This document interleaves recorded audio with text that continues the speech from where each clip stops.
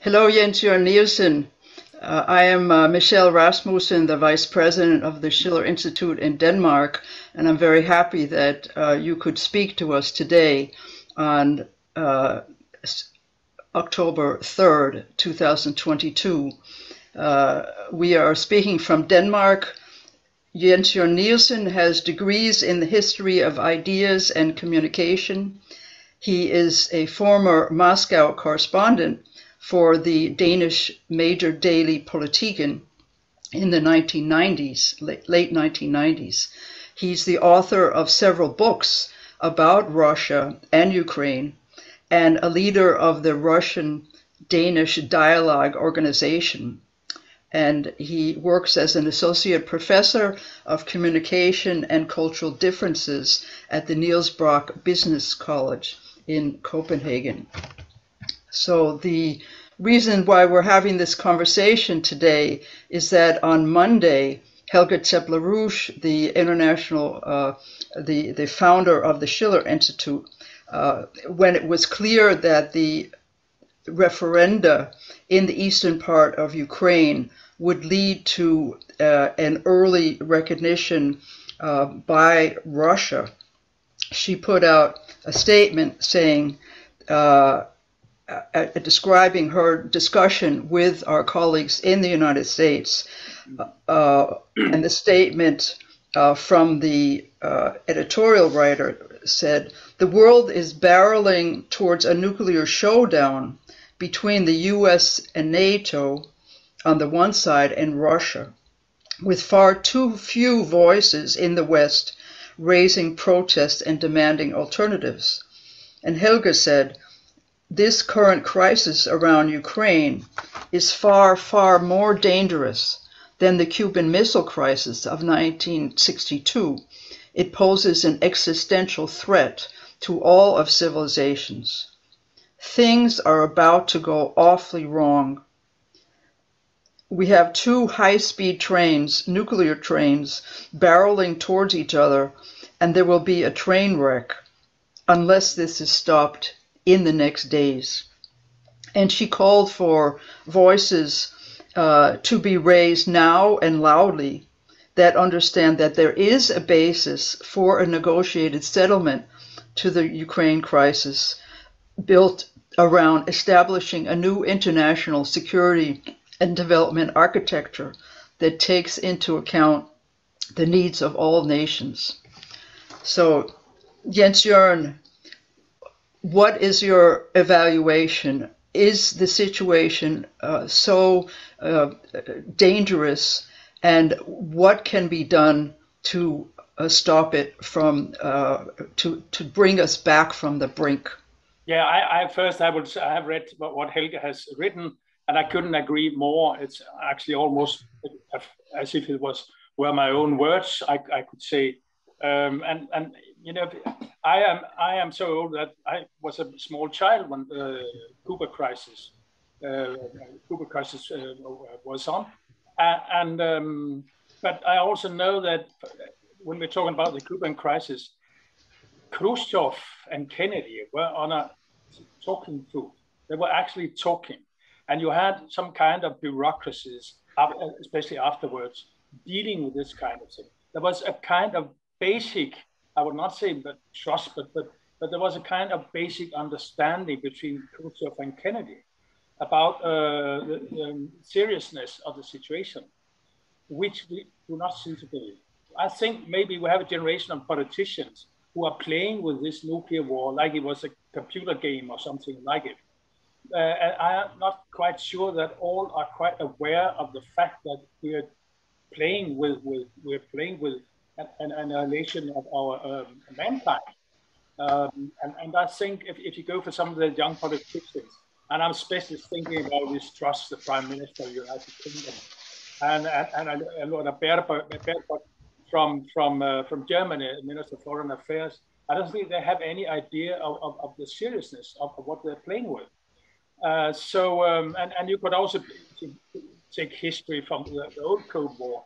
Nixon and Brezhnev were on talking groups, and they found some ways to escape this kind of escalation.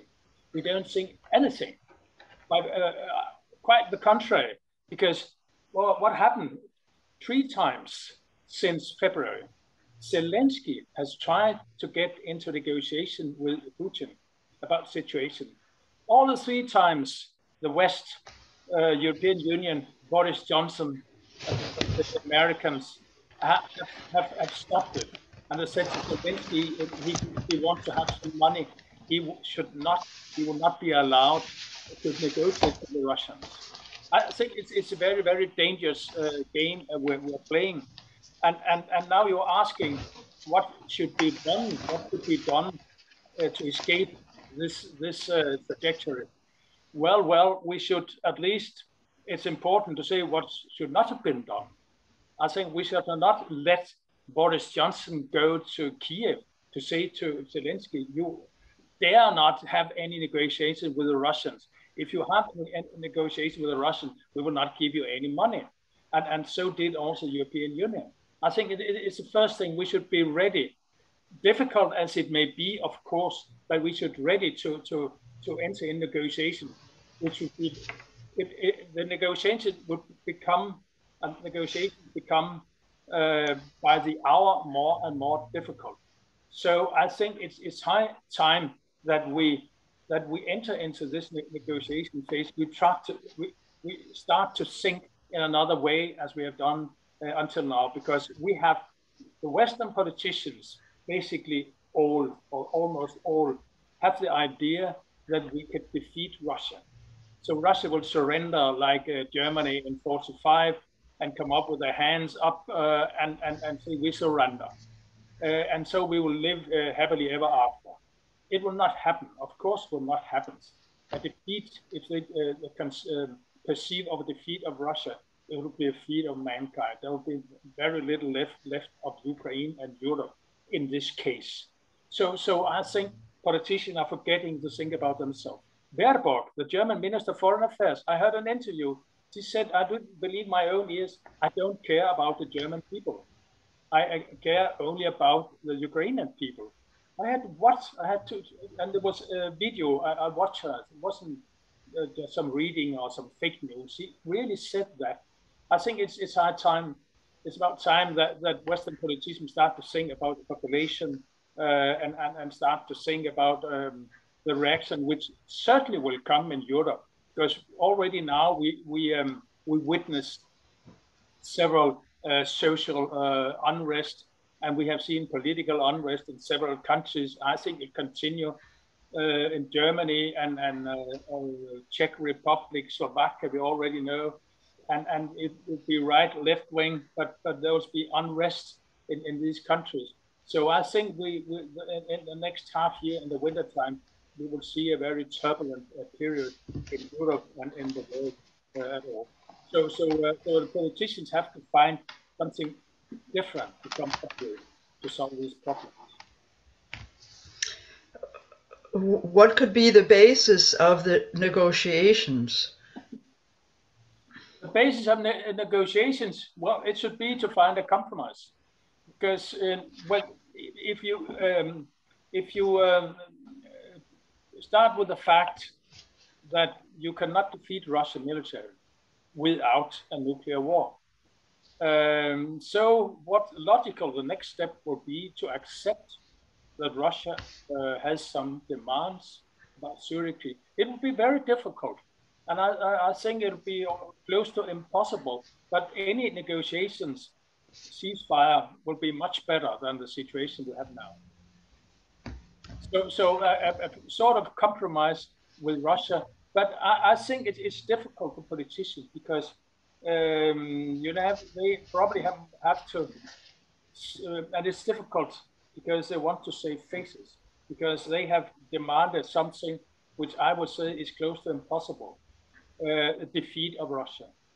And many politicians actually have said that our goal is a defeat of Russia.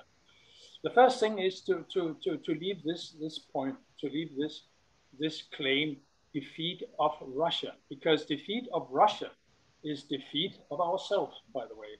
It's not because we should love Putin or love Russia. We should love ourselves, be care of ourselves, because otherwise we may be the victims of a nuclear war, and it would be terrible. It would, you can imagine, you can try to imagine. It's not very good for your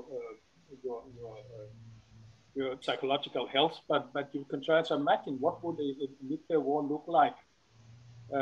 I'm not saying that it will come, but we are close. We are playing with a nuclear war. We are talking more and more about nuclear war. The situation is escalating by the hour almost, by the day, definitely by the week, more and more. And logically, it will end with a nuclear war,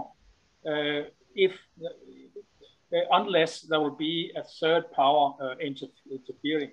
And here, I think that situation right now in Ukraine, Europe, United States has reached a stalemate.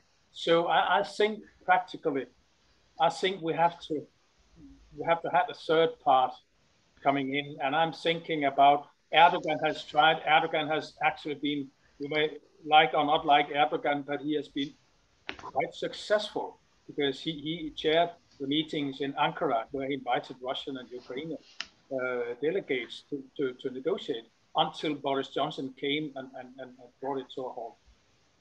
So Erdogan might be Modi from India, as I think it, or maybe China. Maybe China is too close to Russia, but India would be a very good choice to chair a peace conference, because India has relatively good relations to the West and also to Russia and also to Ukraine. So something sort of it, because I don't think Europe, United States, Russia right now will be able to find the way to the table, negotiation table.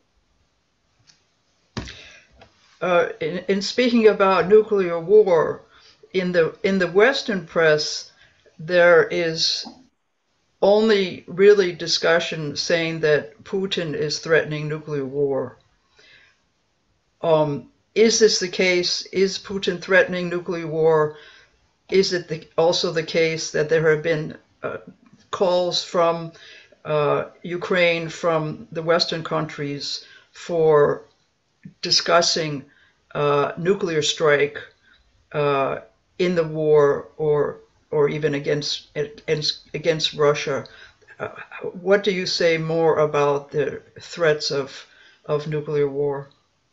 Well, definitely, you can find it on YouTube. You can find a clip from YouTube where Liz Truss, the Prime Minister of Great Britain, she was asked, "Are you ready to push the button of the nuclear weapon?" Because the United Kingdom, they have nuclear weapons. Definitely yes, she said without any hesitation, and I'm ready to push the button.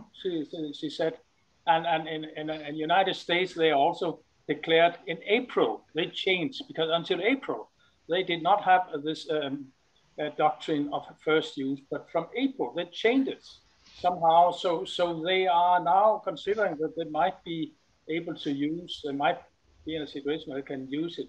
So in many ways, what Putin said was actually a reaction to what has been said in the West about the use of nuclear weapon. And so, but in the Western press, you only hear Putin talk about it. I had to search for Liz Truss with an interview where she said she's ready to press the button. Not really with any conditions, just to press the button, because to get rid of Russia, because sooner or later we have to defeat Russia. If we need nuclear weapons, so be it. And I think in many ways, what Putin said in his speech was a reaction to what Liz Truss and also has been said in America in many ways. But I don't like the talk about nuclear, the use of nuclear weapons, not from Putin, but definitely not from Liz Truss or Joe Biden and Blinken, which we had. So, and I'm not. I think that there will be several steps before we will use nuclear weapons, because Russia, for instance, they have a lot of weapons which are not nuclear, but which are quite very strong weapons, which can have a very strong effect on the West also. But of course, if we look about the escalation logic, sooner or later they'll use nuclear weapons. it's a logic, unless someone stops it. There's a logic of because you have an escalation steps, because when Russia will escalate now, the West will escalate, the Russia will escalate again, the West will escalate, and where will it end? If nothing happens, someone comes to their senses, or we will have a third part like India, China, Turkey, or maybe Israel. I don't know. If we don't have this, we will. I think I can't see what will stop this escalation, this spiraling towards nuclear war. Yeah, I think actually Liz Truss was speaking in general, not specifically about Ukraine, but she was saying when there was the run-up to the who was going to be the new prime minister in Britain, is she willing to press the button? She said yes, absolutely. Yes, of course. But there have been others who are speaking specifically about use of nuclear weapons in Ukraine. Even one of the security officials in Ukraine saying that. Oh, yeah. But in terms of escalation, how are you? I mean, what we had is this past week we had the referenda in eastern Ukraine. Then we had the official recognition of pulling these areas into Russia, and Russia then will react as if they were an attack on Russia itself. Yeah. So can you explain more about the dynamic of this escalation in the last week? Oh yeah, it's a huge escalation. I would say, of course, for Russia, because to take in Kherson and Zaporizhzhia, it's also, of course, it's an escalation step. I would call it that. But I would also say that the Russian will defend it, and the local population will defend it, because what will happen if Ukraine will regain, say, Kherson or Zaporizhzhia? The first thing they'll do, they'll kill all the people they consider to be in collusion with Russia. Many of the politicians, many people they think or believe to be this, what we've been seen in many places. So Russia is not able to let go of that, let go of these provinces, because they have said, someone has said that it might be a bargaining chip for Russia. They can trade it, and so we will leave the sanctions, then they have Kherson back. I don't think it will be so, because what I'm quite sure is that there will be a kind of frustration, killing of a lot of those people who are considered to be pro-Russian, and there are many in those areas. So the Russians will defend it very, very strongly, and Ukrainians will also fight strongly also to get it back. So I think it in itself is a huge escalation of the war, because the Russian can't let go of, because if Russia let go of them, which we have seen somewhere where Russian troops have left. So they have also left behind them some of those local people who have supported the Russian. Many of those have been killed, by the way. So it's not an option for Russia to let go of these. And it's escalation, because probably many of you will remember that in 2014, there was also a referendum in Lugansk and Donetsk and People's Republics. And what said Putin? No, you have to stay in Ukraine, because he wanted them to stay in Ukraine, and he wanted to have a kind of mutual understanding with the Western countries, Germany and France, first and foremost. It didn't work out, but it was Putin's plan that they should stay in Ukraine, and there should be a kind of understanding that they should represent the interest of Russia in Ukraine, and not let Ukraine become a member of NATO, such kind of things. Now, if you compare situation 2014 with today, there has been a huge escalation. It's difficult to go back. Now that you have come so far, you can't go back. And you can, I think it's difficult to find a kind of, peaceful solution for the time being, because many Russians, they think that the only thing left is military victory. The West thinks the only thing was let this military victory. So situation is very, I think it's very, very dangerous, and it needs really, really diplomatic skills to sort of how to sort things out in this part of the world. I think I'm pretty pessimistic, I would say. I hope for the better, but things are going the wrong way and have been going the wrong way for 7 years. I would say 8 years almost in 2014. So I'm a little pessimistic. I have to admit. We had an interview in December of last year where you went through more in detail some of the mistakes on the Western side that led to the situation now with full outbreak of war and possibility of nuclear war. Can you just say shortly some of the things, because everybody's speaking about in the Western press that the war started on with an unprovoked attack by Russia on Ukraine. Is this the case? No, it's not. It was not. It was provoked, actually. I would say maybe some would phrase it this way, that Russia, they fell in a trap. Maybe it could be said so, but of course there was a kind of trap, because just a week, 2 weeks, 1.5 weeks before 24th of February, there was some very, very strong attacks from the Ukrainian army in Donbass against Donetsk and Luhansk. And there was a huge increase in bombings and killings of civilians at this part. And there was a gathering of Ukrainian troops, much more than on the Russian side, by the way. Up to 150,000, 200,000 Ukrainian troops were gathering there. What were they gathering there for? Maybe, maybe in order to conquer Donbass. So, and knowing the Russian position, of course, it was definitely, it was a kind of provocation to say it was unprovoked that Russia went. It's not true. I'm not defending Russian positions. They can speak to them. It's up to them to do that. But to say it was unprovoked, it's simply not true, because one of the sources I believe I trust the most are the OSCE, because they had observers on the spot.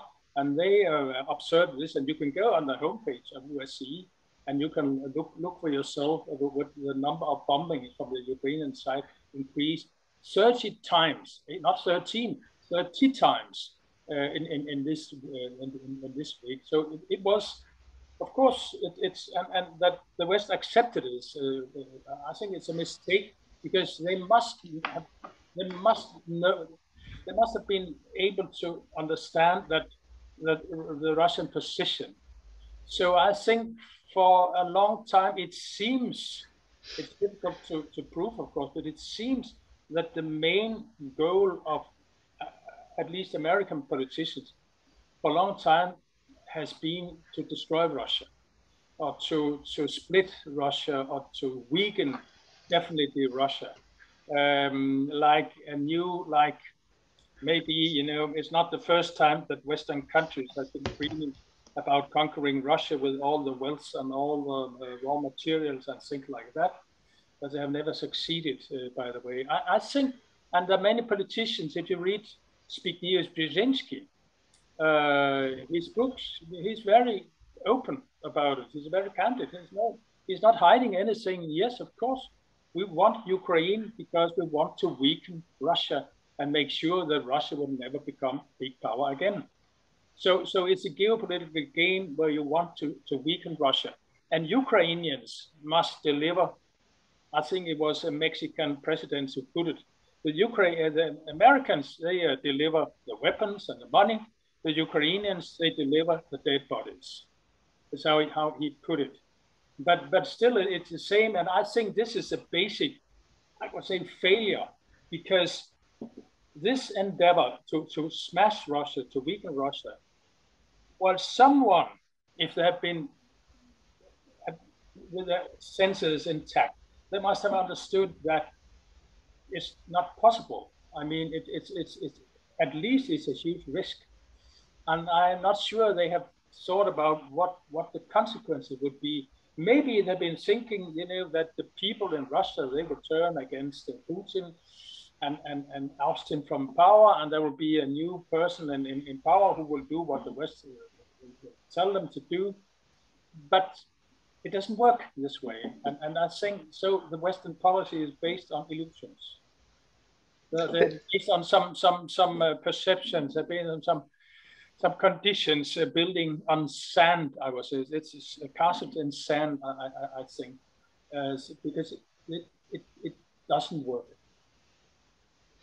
By the way, you actually appeared on the Ukrainian Center for defeating disinformation, combating disinformation, and the reason they wrote was that you had said that you had mentioned this about the OEC documenting that there was increased attacks on the Donbass. So I expect the OSCE also being put on the list, of course, because they spread the rumors. So, yeah, of course. Yes. Then we have also had the Nord Stream 1 and 2 sabotage. Mm-hmm. Most of the politicians in the press in the West is saying that it has to be Russia who did it. Mm-hmm. Helga Zbigniew came out saying, well, it's not yet documented, we have to see, but there is basis for saying that it was not Russia. How are you looking at this situation? Well, yeah. and how does that escalate this danger? Well, it's very difficult to imagine that the Russians should have done it, because they might have shot themselves in the foot. And why would a person shoot himself in a foot deliberately? I simply do not, because if the Russians want, they could simply switch off the gas, and they can turn it on. Now they have lost liability. They have lost a possibility to as a kind of bargaining chips towards Germany. Because the gas line will not work in at least 1 year, 2 years, and I'm not sure it will ever come back to function again. So I simply can't see why the Russians, and if the Russians have done it, why have they done it very close to Danish territory, Bornholm, and they could have done it, you know, very closer to themselves, having the risk, but it's a NATO. Because it's a Danish territorial sea, and Swedish also. So why should they do it exactly there? There would have been a huge risk. There could been because there's a lot of surveillance in this part of the world. I don't catch it, because they could have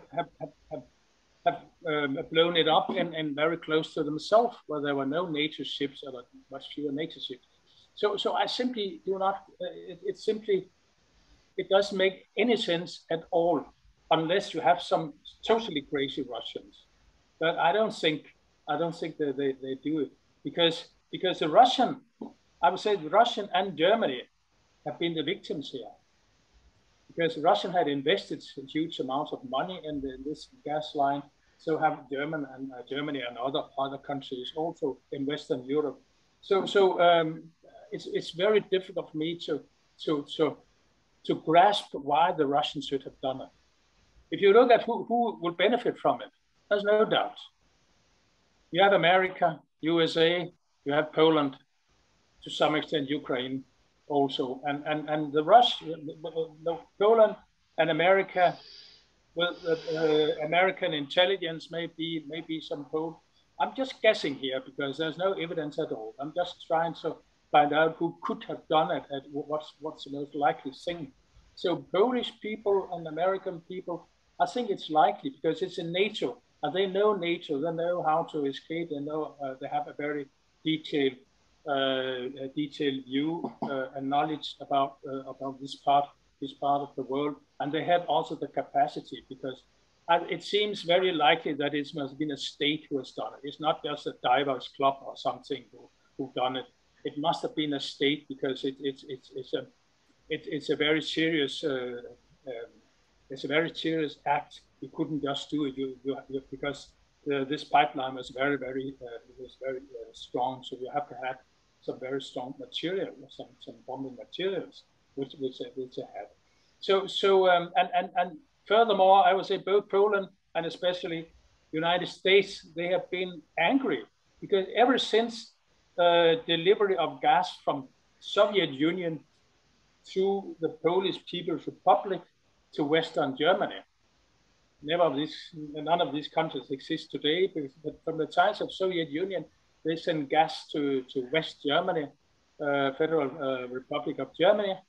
Beginning 50 years ago, Americans were angry, and they were very angry. They were angry, have been all the time been angry, and I think it's been a kind of provocation for Americans that the Germans accepted deliverance of Russian Soviet gas.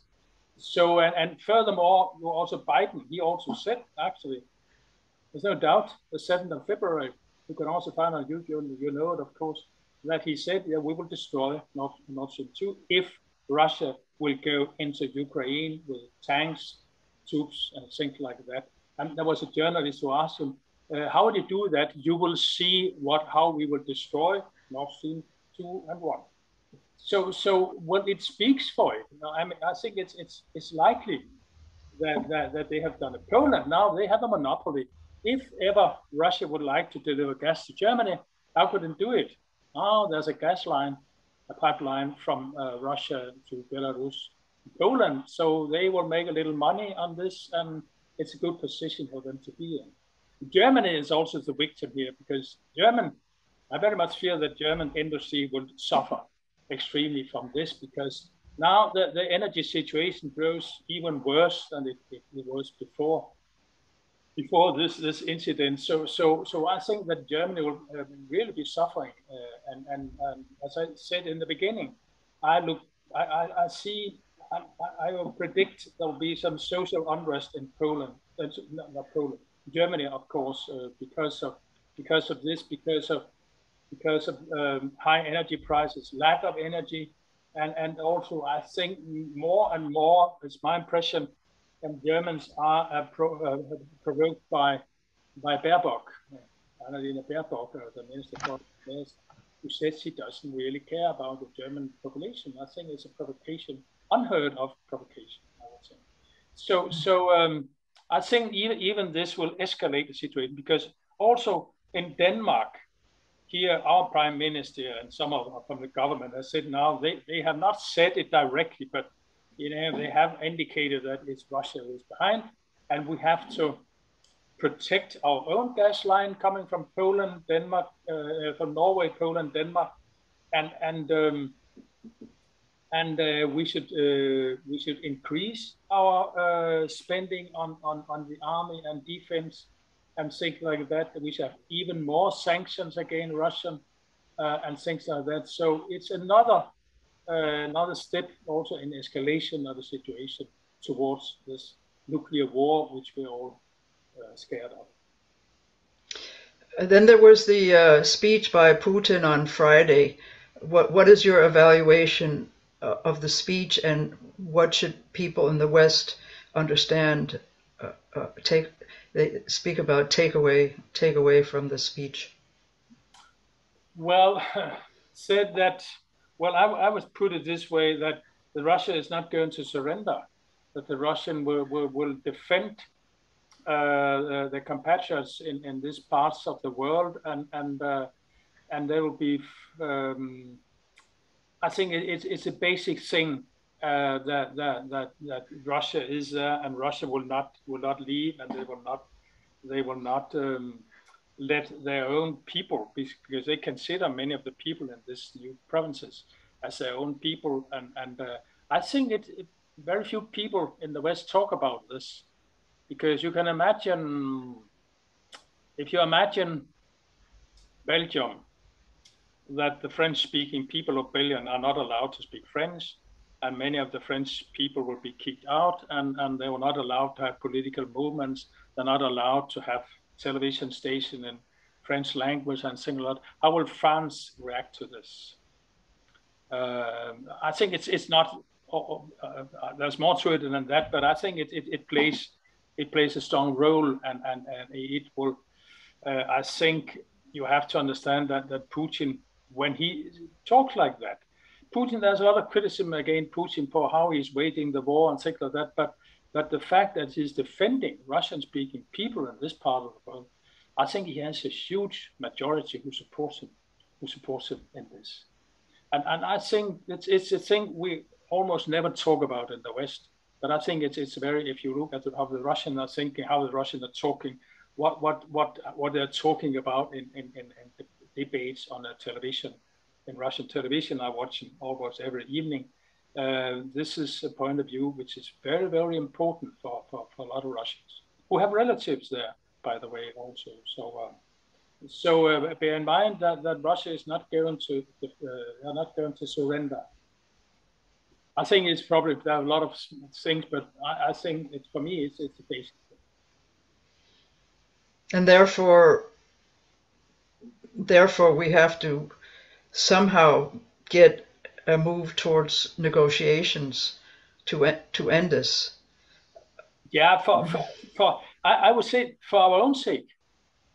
I mean, people, when I talk about this among Danish people, they say, "Oh, you like the Russians?" Yeah, but it's not.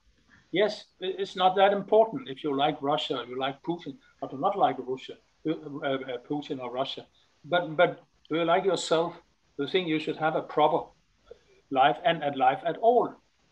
I would say, and I think the first task for any politicians is to make sure that life is going safely, and life is going, you have a good life and you can improve your life.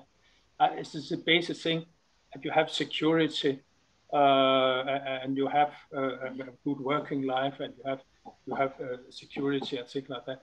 And I don't think that I think the Western politicians have forgotten it, because Baerbock is a very good example, the German Minister of Foreign. You can find them everywhere. You can find them in other countries, in Poland. You can find them in Denmark and Sweden, Finland, and other places, of course. That they think that everything that matters is to defeat Russia for the time being. It doesn't matter about the world. It doesn't matter about your own people, industrialization, because what is happening now is that, as I see it, I think Russia is turning their back to Europe, because with this act of the Nord Stream 1 and 2, I think you can cut almost all ties which Russia has had to Europe, and they're turning to Asia, they're turning to China, India, and Iran, and other countries. And where will it leave Europe? No gas, no oil, very few of these metals and uranium, other things that Russia is able to deliver. It will go to China, it will go to India, it will go to Iran, and this country. So I think that the politicians are not really thinking properly. They're not having a proper strategy for how to develop Europe. You have some from the EU Commission, Ursula von der Leyen, is talking like it's a university group or something. She's not talking like a leader of Europe, which is supposed to be. She's talking in a very abstract manner. She's talking about human rights. She's talking about some idealistic thinking, but has very, very little to do with reality, as I see it. As she has, she needs to come down to the earth to see what happens, and very close to the earth, and have a more realistic strategy, which Europe does not have for the time being. Yeah, to close, you mentioned about at the time of the Cuban Missile Crisis, yeah, that there was Kennedy and there was Khrushchev who were determined that it would not go to nuclear war. I actually wrote an article referring to the book that Barbara Tuchman wrote about World War I called The Guns of August, which John F. Kennedy and his brother had read just before the Cuban Missile Crisis. I didn't know that. Yeah, and they were determined that they would not make the same mistakes and end up with nuclear war. And this is why it's so important that you and other people in the West and also in the rest of the world speak out and say we cannot allow this to just continue step by step by step. Somebody has to intervene and take us back from the brink. Is there anything else you want to say to our viewers before we close? Well, I would have hoped to find a positive note, but I think I also want to commend your organization, because you're one of very few voices of reason in the West. I think you are there, and I think it's very good. There are still people with reason, and I think maybe that more than you should think when you read the newspapers and watch television, the news and television, because I think actually there are more and more people who are beginning to see that things are going the wrong way, and the politicians are not really in control. The politicians are playing with an agenda they do not quite understand. So I think this could be the positive note to end this conversation. Okay, thank you very, very much, Jørgen Nielsen. Thank you for having me. All the best.